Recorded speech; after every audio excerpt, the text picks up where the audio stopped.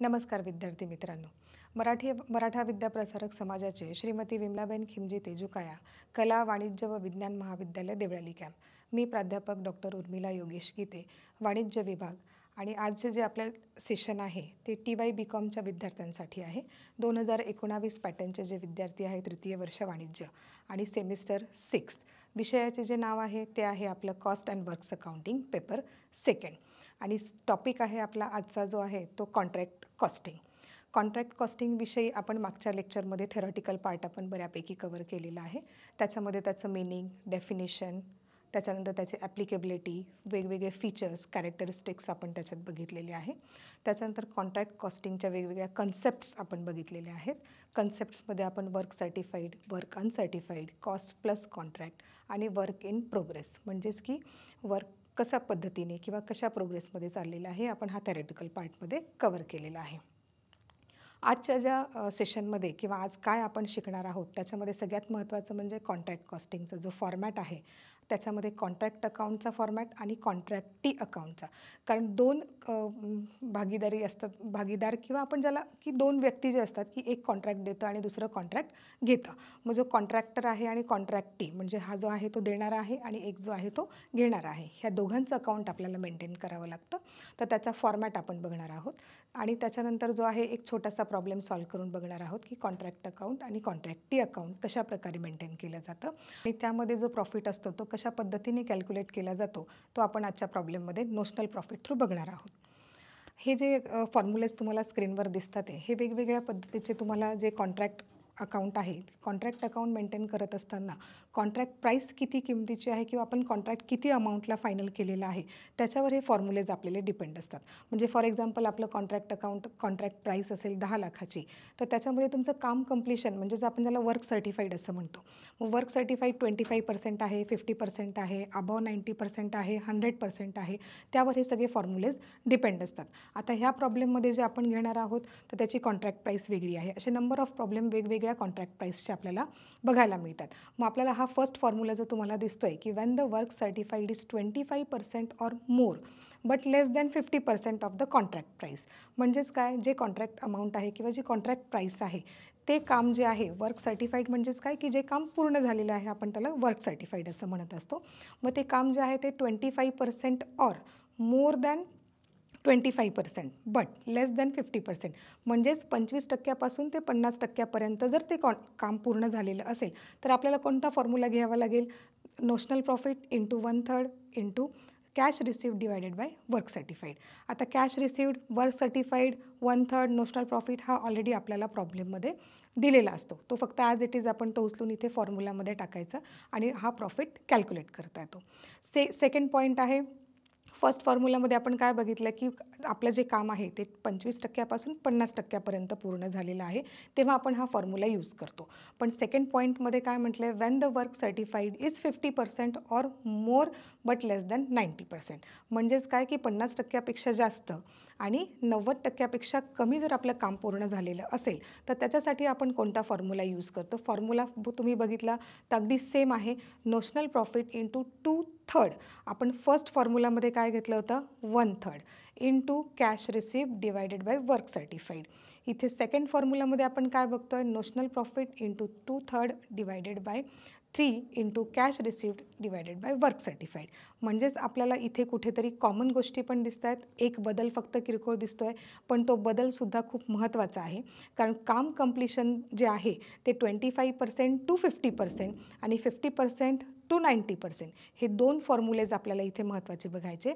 आणि तिसरा फॉर्म्युला जो आहे तो आहे when contract is near completion. Near completion म्हणजेच काय, फर्स्ट फॉर्म्युला आपण बघितला 25 to 50%, सेकंड इज 50 to 90%. म्हणजेच काय, थर्ड फॉर्म्युला आपण केव्हा यूज करणार की जे आपलं कॉन्ट्रॅक्ट प्राईस आहे त्याच्यापेक्षा 90% जर काम पूर्ण झालेलं असेल आणि काम संपण्याच्या याच्यावर असेल, म्हणजेच आपण ज्याला नियर कम्प्लिशन असं म्हणतो, तेव्हा आपल्याला हा फॉर्म्युला आपण यूज करू शकतो. त्याच्यामध्ये फॉर्म्युला आहे estimated profit into cash received divided by contract price किंवा estimated profit into work certified divided by contract price into cash received divided by work certified.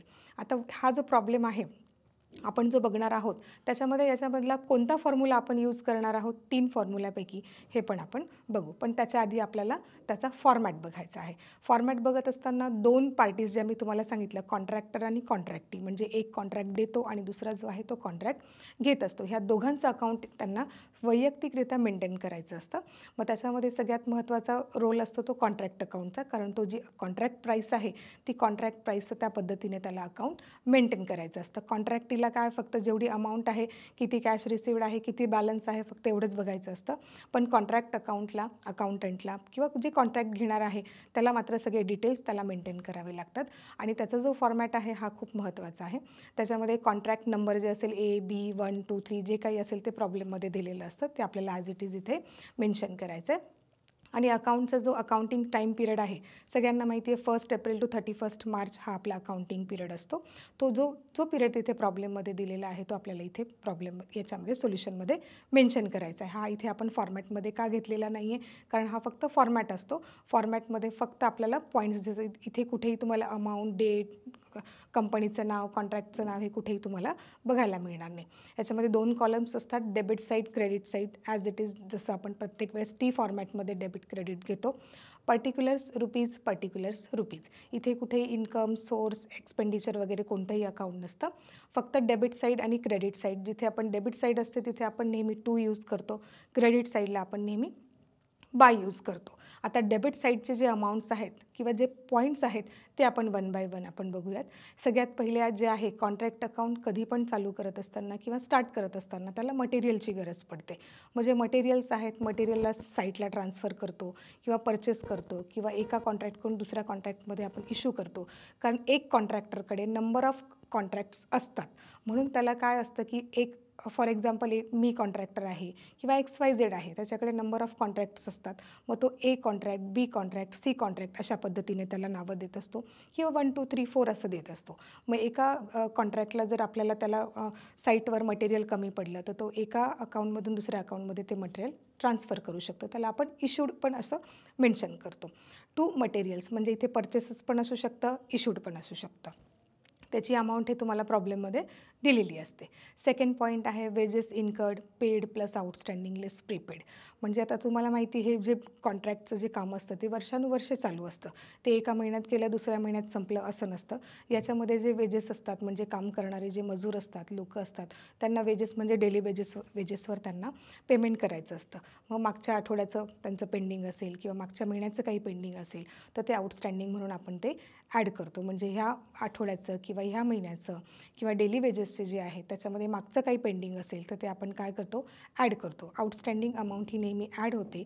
Prepaid म्हणजेच काय की आपण त्यांना ॲडव्हान्समध्ये काही पेमेंट केलेलं असेल तर ते प्रीपेडची अमाऊंट आपण नेहमी लेस करत असतो. म्हणून मी इथे फॉर्म्युलामध्ये ब्रॅकेटमध्ये टाकलेलं आहे to wages incurred in bracket paid plus outstanding minus prepaid.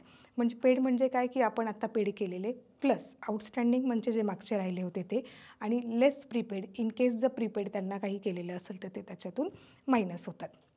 Second point आहे डायरेक्ट वेजेस. डायरेक्ट वेजेसला पण सेम असतं की जे आपण डायरेक्ट एक्सपेन्सेस म्हणजेच काय जे काम करत असताना जे डायरेक्ट एक्सपेन्सेस केले जातात ते पण कधी कधी काय असतात आउटस्टँडिंग असू शकतात किंवा पेड पण असू शकतात प्रीपेड. त्याच्यामुळे मग याच्यामध्ये पण आपण डायरेक्ट एक्सपेन्सेसमध्ये पण paid plus outstanding minus prepaid ह्या पद्धतीने आपण हे पण प्रॉब्लेममध्ये दिलेले असतात की प्रीपेड आहे, आउटस्टँडिंग आहे, पेड तर ऑलरेडी असतातच. त्याच्यानंतर आहे depreciation on plant and equipments. आता साईटवर वेगवेगळ्या साईटवर अनेक प्रकारच्या मशिनरी वापरलेल्या जातात. मग त्या मशिनरी वापर करत असताना त्याचं डेप्रिसिएशन कॅल्क्युलेट करावं लागतं. काही कॉन्ट्रॅक्टर काय करतात की पर्टिक्युलर साईटसाठी एक नवीन मशिनरीसुद्धा परचेस करतात.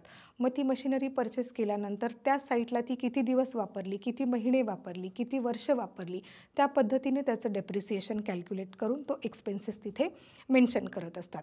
त्याच्यानंतर पुढचा पॉईंट आहे to office and administration expenses incurred. ऑफिससाठी पण काही एक्सपेन्सेस असतात, ॲडमिनिस्ट्रेशन एक्सपेन्सेस होत असतात. म्हणजेच थोडक्यात आपल्या काय लक्षात येते की डेबिट साईडला सगळे एक्सपेन्सेस जे आहेत ते आपण इथे सगळे मेन्शन केलेले आहेत. त्याच्यानंतर पुढचं आहे आता सगळ्या एक्सपेन्सेसची टोटल आपल्याला इथे तुम्हाला हा फॉर्मॅट आहे त्याच्यामुळे इथे फिगर्स दिसत नाही आहे. जेव्हा आपण ॲक्च्युअल प्रॉब्लेम आता पुढे बघू तेव्हा तुमच्या लक्षात येईल. पण हा फॉर्मॅट जो आहे हा खूप इम्पॉर्टंट आहे कारण कोणताही प्रॉब्लेम त्याला एक बेस असतो आणि त्या बेस थ्रू जर आपण गेलो किंवा त्या फॉर्मॅट थ्रू जर आपण गेलो तर आपल्याला ते सोल्युशन करायला थोडंसं इझी जातं. मग हा जो फॉर्मॅट तुम्हाला दिसतो याच्या डेबिट साईडला आपण काय बघितले सगळे एक्सपेन्सेस बघितले. सेम त्याच्या अपोजिटला आपण काय करणार आहे त्याचे सोर्सेस पण बघणार आहोत. म्हणजेच आपण क्रेडिट साईडला तिथून काय काय गेलेलं आहे. बाय मटेरियल ॲट साईट म्हणजेच काय की मटेरियल इकडे ह्या कॉन्ट्रॅक्टला जे मटेरियल इश्यूड केलेलं आहे, परचेस केलेलं आहे किंवा ट्रान्सफर केलेलं आहे तर तिथून त्या कॉन्ट्रॅक्टला क्रेडिट साईडला म्हणजे आपण दुसऱ्या कॉन्ट्रॅक्टला पण साईटला इश्यू करू शकतो, ट्रान्सफर करू शकतो किंवा सेल आउट पण करू शकतो. मग बाय मटेरियल ॲट साईट मग तिथे कधी कधी मेन्शन डेट पण केलेली असते. म्हणजे जसं आपण ओपनिंग आणि क्लोजिंग बॅलन्सेस घेत असतो तसं साईटच्या मटेरियलचा पण ओपनिंग आणि क्लोजिंग बॅलन्स पण असू शकतो. म्हणजे स्टार्टिंगला इयर जेव्हा आपलं स्टार्ट होतं म्हणजेच 1 एप्रिलला जो आपला मटेरियलचा ओपनिंग जो बॅलन्स होता तो क्लोजिंग बॅलन्स किती आहे तो आपल्याला इथे बघायला मिळतो. त्याच्यानंतर stores ledger return to store. काही डिफेक्टिव्ह मटेरियल असं असतं की जे आल्यानंतर ते आपण परत स्टोअरला रिफंड करतो किंवा परत पाठवतो त्यांच्याकडे. मग असं काही मटेरियल आहे का की स्टोअरला परत पाठवले गेले मग त्याचं रेकॉर्ड कुठेतरी मेन्शन व्हायला पाहिजे कारण ते यूज नाही केलेलं आहे आपण ते ॲज इट इज आपण रिटर्न केलं आहे म्हणून आपण ते क्रेडिट साईडला घेतो. त्याच्यानंतर by bank sale of material. काही मटेरियल आपण साईट थ्रू पण स्क्रॅप आहे किंवा अजून काही मटेरियल जे अनयूज्ड आहे किंवा जे असंच पडलेलं आहे स्क्रॅप म्हणू शकतो त्याला आपण अदर मटेरियल म्हणू शकतो किंवा अनयूज्ड आहे. कधी कधी आपण मटेरियल परचेस करताना त्याच्यामध्ये दुसरं काही मटेरियल येऊन जातं जे काही कामाचं नसतं तर ते मटेरियल आपण साईट थ्रू सेल करतो आणि मग त्याच्या अगेन्स्ट जे आलेलं आहे ते आपण इथे क्रेडिट साईडला मेन्शन करतो. त्याच्यानंतर आहे costing profit and loss on sale. म्हणजे costing profit and loss on sale म्हणजेच काय की आपण आपलं जे मटेरियल आहे की जी प्राईस आहे पण त्याच्यावर आपल्याला जर काही लॉस झालेला असेल तर आपल्याला इथे तो मेन्शन करता येतो. त्याच्यानंतर आहे by cost of contract carried forward. म्हणजे जो बॅलन्स आहे तो आपण कॅरी फॉरवर्ड करतो आणि तो डेबिट साईडला येतो. त्याच्यातून आपल्याला नोशनल प्रॉफिट कॅल्क्युलेट करायचा असतो. त्याच्यातून परत आपल्याला work in progress, value of work certified, cost of work uncertified. म्हणजेच काय की फॉर एक्झाम्पल एखादं कॉन्ट्रॅक्ट जर आपण 10 लाखाला घेतलेलं आहे तर ते पूर्ण वर्षामध्ये आपण प्रत्येक वर्षी म्हणजे आपला जो इयर स्टार्ट होतो 1 एप्रिल टू 31 मार्चपर्यंत तर ह्या टाईम पिरियडमध्ये आपलं काम किती पूर्ण झालेलं आहे, किती काम करायचं बाकी आहे आणि जे काम पूर्ण झालेलं आहे त्या कामामध्ये आपल्याला किती प्रॉफिट झालेलं आहे आपण हे प्रत्येक वर्षाला काढत असतो. आणि हे काढणं गरजेचं असतं कारण आपल्याला हे क्लिअर होतं की आपण आपल्या कॉन्ट्रॅक्टमध्ये जे कॉन्ट्रॅक्ट अमाऊंट आहे त्याच्यावर आपल्याला किती प्रॉफिट झालेलं आहे हे आपल्याला हे दिसून येतं. आणि आपलं जे काम बाकी आहे तर ते काम बाकी जे आहे त्याच्यामध्ये किती प्रॉफिट आणि लॉस आहे हे सुद्धा आपल्याला इथे बघायला मिळतं. आणि जो प्रॉफिट जो आहे तो पुढच्या वर्षी आपण काय करतो प्रॉफिट अँड लॉसला ट्रान्सफर करतो ती अमाऊंट. आणि रिझर्व्ह अकाउंट म्हणजेच काय 10 लाखाचं जर कॉन्ट्रॅक्ट असेल तर त्याच्यामधून समजा 8 लाखाचं आपलं काम झालेलं आहे. 8 लाखाच्या कामामध्ये आपण प्रॉफिट काढलेलं आहे पण उरलेल्या 2 लाखामध्ये किंवा जे उरलेलं 2 लाखाचं जे काम आहे त्याचा प्रॉफिटसुद्धा आपल्याला रिझर्व्ह ठेवावा लागतो. तो कशा पद्धतीने कॅल्क्युलेट करायचा आहे आपण हे आता पुढच्या छोट्याशा प्रॉब्लेममध्ये बघणार आहोत. हा जो फॉर्मॅट आपण बघितला हा फॉर्मॅट आहे कॉन्ट्रॅक्ट अकाउंटचा. आता छोटासा फॉर्मॅट आहे कॉन्ट्रॅक्ट टी अकाउंटचा. म्हणजेच काय की हा कॉन्ट्रॅक्ट टी म्हणजे याने कॉन्ट्रॅक्ट दिलेला आहे आणि कॉन्ट्रॅक्ट अकाउंट म्हणजेच ज्याने कॉन्ट्रॅक्ट घेतलेला आहे. याचं सिम्पल एक छोटंसं अकाउंट असतं फक्त याला पण डेबिट क्रेडिट आहे. याने काय केलेलं आहे to balance carried down to contract price by bank part payment by balance brought down आणि बाय बँक फायनल पेमेंट. म्हणजेच काय करणार आहे की याने कॉन्ट्रॅक्ट प्राईस कितीला दिलेला आहे, अमाऊंट किती रिसिव्ड झालेली आहे, किती बॅलन्स आहे आणि आपल्याला फायनल अमाऊंट किती रिकवर करायची फ्रॉम द कॉन्ट्रॅक्ट अकाउंट. हे दोन्ही फॉर्मॅट किंवा दोन्ही अकाउंट आपल्याला मेंटेन करावे लागतात. आता यानंतर आपण एक छोटासा प्रॉब्लेम बघू. हा प्रॅक्टिकल प्रॉब्लेम आहे अमर बिल्डर्सचा. Aurangabad is engaged on 2 contracts for example A and B during the year 2021. म्हणजेच हा जो औरंगाबादचा बिल्डर आहे त्याच्याकडे 2 कॉन्ट्रॅक्ट्स आहेत ए आणि बी. कोणत्या वर्षामध्ये? 2021मध्ये. पण आपल्याला त्यांनी जो डेटा अवेलेबल करून दिलेला आहे, the following particulars are available on 31 March 21 in respect of contract A. म्हणजे आपल्याला जे प्रॅक्टिकल प्रॉब्लेम त्यांनी सॉल्व्ह करायला दिलेला आहे तो फक्त कॉन्ट्रॅक्ट एचा दिलेला आहे. पण त्याच्याकडे ॲक्च्युली कॉन्ट्रॅक्ट किती आहेत? 2 आहेत, ए आणि बी. जसं मी तुम्हाला आधी सांगितलं की कॉन्ट्रॅक्ट जे आहेत ते ए, बी, सी और 1, 2, 3 असे त्यांना कॉन्ट्रॅक्ट नेम देत असतात. तर ह्या कॉन्ट्रॅक्टने आपल्याला कॉन्ट्रॅक्ट एची इन्फॉर्मेशन प्रोव्हाइड केली आणि त्याच्यावरून आपल्याला त्याचं contract account and contractee account prepare करायचं आहे. याच्यामध्ये काय काय दिलं आहे बघा. सगळ्यात महत्त्वाचं म्हणजे कॉन्ट्रॅक्ट प्राईस दिलेली आहे, कारण ती खूप महत्त्वाची आहे. त्याच्यावरून आपल्याला कॉन्ट्रॅक्ट किती कंप्लीट झालेलं आहे हे कळणार आहे. त्याच्यानंतर नोशनल प्रॉफिट कॅल्क्युलेट करण्यासाठी कॉन्ट्रॅक्ट प्राईसची अमाऊंट लागत असते. त्याच्यानंतर दिलं आहे मटेरियल इश्यूड टू कॉन्ट्रॅक्ट. म्हणजेच काय झालं, डेबिट साईडला आपल्याला मटेरियल इश्यूड टू कॉन्ट्रॅक्ट आपल्याला मेन्शन करावं लागणार आहे. मटेरियल रिटर्न टू स्टोअर आहे. Material on site on 31 March 2021 म्हणजेच हा आपला क्लोजिंग बॅलन्स झालेला आहे. मटेरियल्स ट्रान्सफर टू कॉन्ट्रॅक्ट बी. म्हणजेच काय की आपल्याकडे जे मटेरियल होतं ते कुठे ट्रान्सफर केलं आहे? बी. कारण याच्याकडे 2 कॉन्ट्रॅक्ट आहेत, कॉन्ट्रॅक्ट ए अँड कॉन्ट्रॅक्ट बी. तर ह्या कॉन्ट्रॅक्ट मी तुम्हाला जसं आधी सांगितलं की एक कॉन्ट्रॅक्टर असतो, पण त्याच्याकडे नंबर ऑफ कॉन्ट्रॅक्ट जेव्हा असतात तर वेगवेगळ्या साईट्स जेव्हा चालू असतात तेव्हा त्या एका साईटवरचं मटेरियल दुसरीकडे, म्हणजे इकडे इन शॉर्टेज आलं, इकडे हे शॉर्टेज आलं, तर ते शॉर्टेज कमीत कमी वेळेमध्ये त्यांना ते पूर्ण करता येतात, म्हणून ते साईट ट्रान्सफर करत असतात. त्याच्यानंतर डायरेक्ट लेबर आहेत, चार्जेबल एक्सपेन्सेस आउटस्टँडिंग आहेत, वेजेस पेएबल आहेत, डायरेक्ट एक्सपेन्सेस आहे, हायर ऑफ स्पेशल मशिनरी. जसं मी तुम्हाला सांगितलं की वेगवेगळ्या साईटला वेगवेगळ्या मशिनरीज त्यांना परचेस करावे लागतात. कधी कधी ते हायर करत असतात, कधी ते कॉन्ट्रॅक्ट बेसवर घेत असतात. म्हणजे असे नंबर म्हणजे डिपेंड्स ऑन त्या कॉन्ट्रॅक्टरवर की ते कशा पद्धतीने त्यांची साईट पूर्ण करतात आणि त्याच्यासाठी ते काय काय यूज करतात, आणि यूज करताना ते अकाउंट्समध्ये मेन्शन करतात की नाही करत हे सुद्धा ते खूप महत्त्वाचं आहे. आणि ते मेन्शन त्यांना करावं लागतं, कारण त्याच्याशिवाय आपल्याला तो प्रॉफिट कॅल्क्युलेट करता येत नाही. याच्या पुढे पण अजून हा आहे ॲडमिनिस्ट्रेशन ओव्हरहेड्स आहेत. Plant installed at site at cost. म्हणजे आता नवीन प्लांटच त्यांनी इन्स्टॉल केलेला आहे. Cost of contract not eight certified. Plant installation charges आहेत. व्हॅल्यू ऑफ वर्क सर्टिफाईड आहे. Value of plant on 31 March 2021 आहे. आणि कॅश रिसिव्ड फ्रॉम कॉन्ट्रॅक्टी आहे 3,78,000. म्हणजे ही जी इन्फॉर्मेशन प्रोव्हाइड केलेली आहे त्या इन्फॉर्मेशनच्या बेसवर आपल्याला काय करायचं आहे, contract account and contractee account prepare करायचं आहे. त्याच्यासाठी आपल्याला इथे एक डेप्रिसिएशनचा पॉईंट कॅल्क्युलेट करायला आलेला आहे, कारण याच्यामध्ये त्यांनी काय केलं आहे, हायर मशिनरी केलेली आहे स्पेशल, त्याची ते त्यांनी वेगळी कॉस्ट दिलेली आहे. पण plant installed at site at cost 75,000.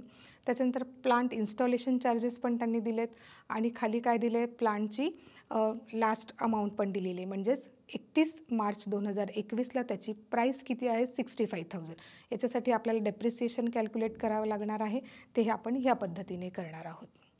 आता हा सोल्युशन प्रॉब्लेम सॉल्व्ह करण्याच्या आधी आपल्याला एक छोटे छोटे जे पॉईंट्स आहेत ते वर्किंग नोटमध्ये दाखवावे लागतात, की जेणेकरून आपल्याला ज्या फिगर्स आहेत त्या readymade as it is copy करून आपण त्या अकाउंटला ट्रान्सफर करतो.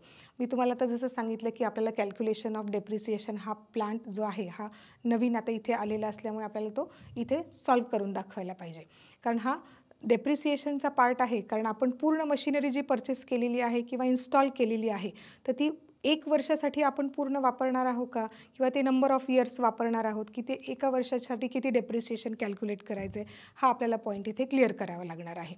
मग इथे इथे जे तुम्हाला इथे स्लाईडवर दिसत आहे की कॅल्क्युलेशन ऑफ डेप्रिसिएशन ऑन प्लांटची कॉस्ट घेतली 75,000 प्लस इन्स्टॉलेशन चार्जेस पण 5,000 ॲड केले त्याच्यामध्ये, आणि less value of plant on 31 March 2021.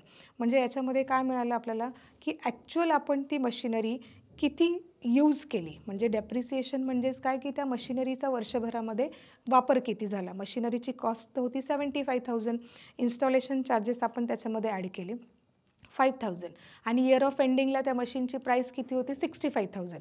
म्हणजेच याच्यातून आउटपुट काय निघालं की पूर्ण वर्षभरामध्ये ती मशिनरी आपण किती यूज केली, तर ती आपल्याला ॲटोमॅटिकली फिगर येऊन गेली 15,000.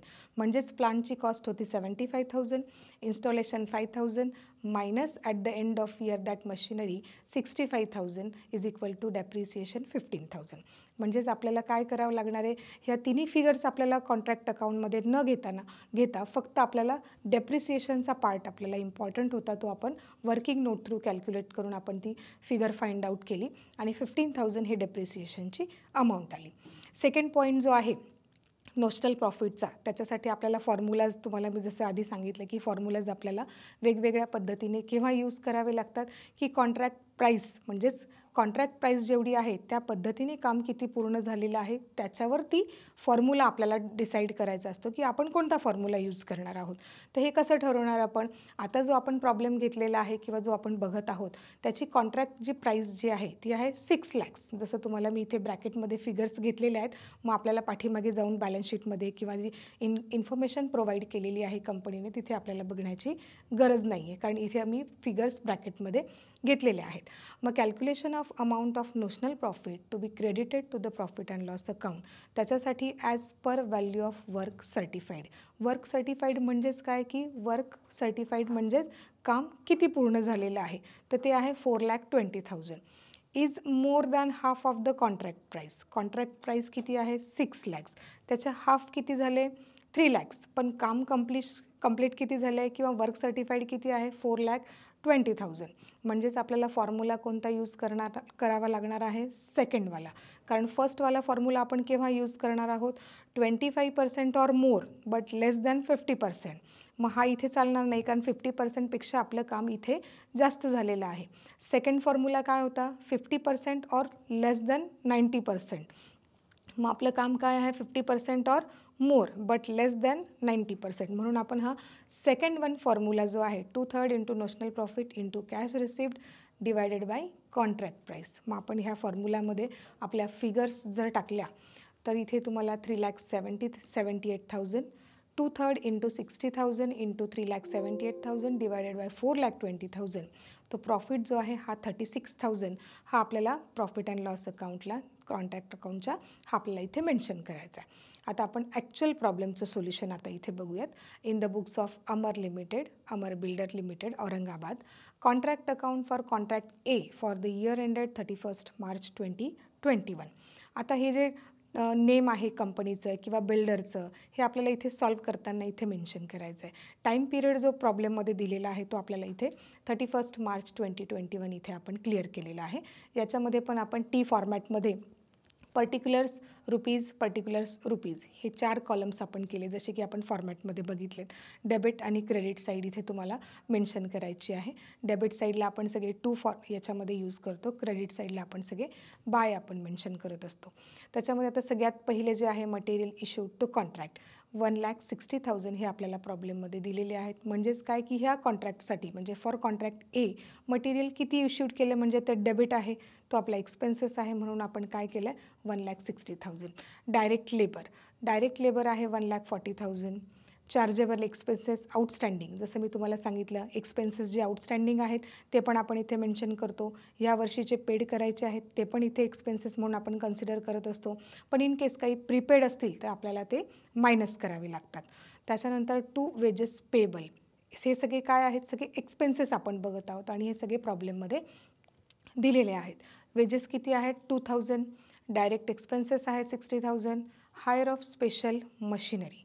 आता ह्या प्लॅनसाठी किंवा ह्या साईटसाठी एक हायर स्पेशल त्यांनी मशिनरी हायर केलेली आहे, ज्याची कॉस्ट आहे 10,000. ते ॲज इट इज आपण इथे घेतलेली. याच्या व्यतिरिक्त त्यांनी प्लांट एक नवीन इन्स्टॉल केलेला होता, जसं आपण बघितलं तर त्याचं कॅल्क्युलेशन आपण डेप्रिसिएशनचं पण केलेलं आहे, ते आपण पुढे बघणार आहोत.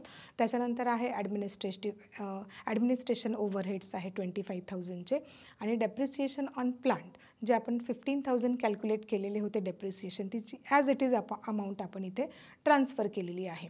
त्याच्यानंतर इकडे क्रेडिट साईडला बघा तुम्ही by material return to store म्हणजे परत मटेरियल आलेलं आहे. 31 मार्चचं मटेरियल जे आपल्याकडे क्लोजिंग बॅलन्स आहे तो आपण इथे 22,000 मेन्शन केलेला आहे. मटेरियल ट्रान्सफर टू कॉन्ट्रॅक्ट बी, आपल्याकडून मटेरियल ट्रान्सफर केलेलं आहे 9,000चं, ते क्रेडिट साईडला आपण इथे मेन्शन केलं आहे. त्याच्यानंतर cost of contract not eight certified, म्हणजे अशी काही अमाऊंट आहे की कॉस्टची कॉन्ट्रॅक्टची पण ती अजूनपर्यंत सर्टिफाईड झालेली नाही आहे. त्याची अमाऊंट आपण घेतलेली आहे 23,000 by value of work certified 4,20,000. हे पण आपल्याला प्रॉब्लेममध्ये दिलेलं आहे. म्हणजे 6 लाखाचं जे कॉन्ट्रॅक्ट आहे त्याच्यामधून किती सर्टिफाईड झालेलं आहे? 4,20,000 म्हणजेच 4,20,000चं काम आत्तापर्यंत म्हणजेच या इयर एंडिंगपर्यंत ते पूर्ण झालेलं आहे. मग 4,78,000 क्रेडिट साईडची जी अमाऊंटची टोटल आलेली ते ॲज इट इज आपण डेबिट साईडला इकडे घेतली आणि जो नोशनल प्रॉफिट आहे 60,000 तो आपण कॅल्क्युलेट केलेला आहे. तो आपण ह्या फॉर्मॅटमध्ये इथे टाकलेला आहे. फॉर्म्युला यूज करताना नोशनल प्रॉफिट 60,000 तुम्हाला इथे दिसेल. तो कुठून आला 60,000? तो आपण इथे कॅल्क्युलेट केलेला होता. तो ॲज इट इज फॉर्म्युलामध्ये आपण टाकून तो प्रॉफिट आपण कॅल्क्युलेट केला. त्याच्यानंतर काय झालं, जो 60,000 होता तो 60,000 आपण कॅल्क्युलेट केल्यानंतर तो 36,000 तुम्हाला इथे दिसेल. आपण इथे 36,000 फॉर्म्युलामध्ये टाकून जो प्रॉफिट आलेला आहे, प्रॉफिट अँड लॉस अकाउंटला जो आपण प्रॉफिट ट्रान्सफर करतो तो आपल्याला नोशनल प्रॉफिट कॅल्क्युलेशन केल्यानंतर इथे मिळतो. हा 36,000 जो आहे तो आपण इथे घेतला आहे बघा. म्हणजे 60,000ला आपण काय केलं, बायफर्केट केलं. To profit and loss account 36,000, to reserve 24,000 आणि notional profit balance brought down किती आले 60,000. म्हणजे ह्या वर्षीचा 60,000 जो प्रॉफिट होता तो आपण म्हणजे काय केला, तो कॅरी ब्रॉट डाऊन केला. पण तो प्रॉफिट बायफर्केट करून ह्या वर्षीचा प्रॉफिट अँड लॉस अकाउंट फक्त होता 36,000 आणि पुढच्या वर्षाचा म्हणजेच आपलं जे काम कंप्लीट व्हायचं बाकी आहे त्याच्यासाठी आपण रिझर्व्ह ठेवलेला आहे तो आहे 24,000. आणि मग त्याची खाली टोटल आली 60,000 म्हणजे जो नोशनल प्रॉफिट आहे तो नोशनल प्रॉफिटसुद्धा आपण बायफर्केट करून तो डिवाईड करून तो वेगळ्या पद्धतीने आपण इथे दाखवलेला आहे आणि काही प्रॉफिटचा पार्ट आपण रिझर्व्ह ठेवलेला आहे तो नेक्स्ट इयरसाठी. अशा पद्धतीने आपण हा कॉन्ट्रॅक्ट अकाउंट प्रॉब्लेम सॉल्व्ह करतो. त्याच्यानंतर असाइनमेंट्स आहेत. असाइनमेंटसाठी एक मिनिट. हा झाला आपला कॉन्ट्रॅक्ट अकाउंटचा. याच्यामध्ये कधी प्रॉब्लेममध्ये विचारतात आपल्याला की कॉन्ट्रॅक्टी अकाउंटसुद्धा तुम्ही मेन्शन करा. मग कॉन्ट्रॅक्टी अकाउंट मेन्शन करत असताना जो फॉर्मॅट तुम्हाला मी दाखवलेला आहे त्याच्यामध्ये फक्त 2-3च गोष्टी आपल्याला मेन्शन कराव्या लागतात. एक तर कॉन्ट्रॅक्ट प्राईस, वर्क कंप्लीशन म्हणजे कॅश रिसिव्ड म्हणजे कॉन्ट्रॅक्टकडून आपल्याला किती कॅश अमाऊंट रिसिव्ड झालेली आहे आणि किती बॅलन्स म्हणजे 3च गोष्टी फक्त कॉन्ट्रॅक्टी अकाउंटला लागतात की जेणेकरून आपल्याला हे क्लिअर होतं की आपल्याला त्या कॉन्ट्रॅक्ट अकाउंटमधून किती पैसे येणे बाकी आहे. तेवढंच फक्त आपण कॉन्ट्रॅक्टी अकाउंटमध्ये बघतो. त्याच्यानंतर असाइनमेंटसाठी तुम्हाला आता आपण थेरॉटिकल पार्ट ऑलरेडी थोडासा काही पार्ट कवर केलेला आहे. त्याच्यानंतर प्रॅक्टिकल प्रॉब्लेम आपण सॉल्व्ह करताना त्याचे दोन्ही फॉर्मॅट्स आपण बघितलेले आहेत, जसे contract account and contractee account. मग आता नंबर ऑफ प्रॉब्लेम्स सॉल्व्ह करण्यासाठी आपल्याला थेरॉटिकल पार्ट पण थोडासा कवर करावा लागतो. पण ह्या थेरॉटिकल पार्ट कवर करत असताना तुम्हाला वेगवेगळ्या प्रकारचे प्रॉब्लेम जर तुम्ही सायमल्टेनियसली जर सॉल्व्ह केले तर तुम्हाला थिअरी प्लस प्रॅक्टिकल प्रॉब्लेमचं जे नॉलेज आहे म्हणजे ॲडजस्टमेंट्स आहेत ते जास्त बेनिफिशियल तुम्हाला ठरतील. मग तुम्ही असाइनमेंट तुमचा पार्ट कवर करत असताना घरी राहून तुम्ही कॉन्ट्रॅक्ट अकाउंटचा थेरॉटिकल पार्ट कवर करू शकतात. त्याच्यानंतर नंबर ऑफ प्रॉब्लेम्स तुम्ही वेगवेगळ्या ॲडजस्टमेंटचे तुम्ही सॉल्व्ह करू शकतात. त्याच्यानंतर फॉर्म्युलाज जे आहे ते तुम्हाला 3 फॉर्म्युले दिलेले आहेत ते फॉर्म्युले तुम्ही लर्न करू शकतात की जेणेकरून तुम्हाला तो नोशनल प्रॉफिट कॅल्क्युलेट करताना थोडासा इझी होईल. त्याच्यानंतर आहे समरी पार्टमध्ये आपण बघत असताना जो सिक्वेन्स आहे तो तुम्ही लक्षात ठेवायचा आहे. म्हणजेच काय की सगळ्यात महत्त्वाचं म्हणजे फॉर्मॅट तुम्हाला लर्न करावा लागणार आहे. त्याच्यानंतर कॉन्ट्रॅक्टी अकाउंट कसं मेंटेन करतात ते एकदम छोटंसं असतं पण तरी पण तुम्हाला तो पार्ट कवर करावा लागणार आहेत. Various formulas for calculation of profit जसे 3 फॉर्म्युलेज आहेत ते तिन्ही फॉर्म्युले खूप इम्पॉर्टंट आहे. फक्त जे पर्सेंटेज आहे ते तुम्ही जर लक्षात ठेवले तर तुम्हाला तो फॉर्म्युला लक्षात ठेवणं जास्त इझी जाईल. म्हणजे 25% ऑर लेस दॅन 50% हा एक पॉईंट लक्षात ठेवायचा.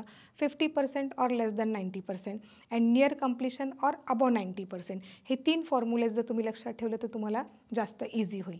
And preparation of basic practical problem on contract account जे आपण आज ह्या समराइज्ड आपण केलेले आहे.